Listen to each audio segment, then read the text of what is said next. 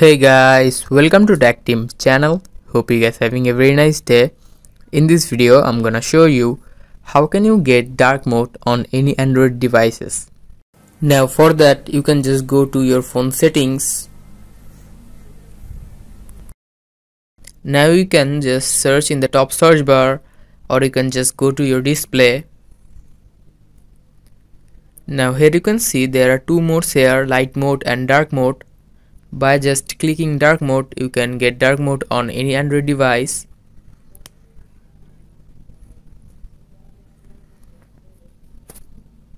You can also swipe down from the top, and in this toggles option here you can see dark mode. Just click on dark mode and the phone will be in dark mode.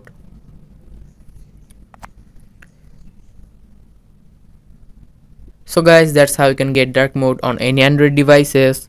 Hope you find this video helpful. If you find this video helpful, then give a thumbs up and don't forget to subscribe Tech Team channel. Thank you so much for watching the video.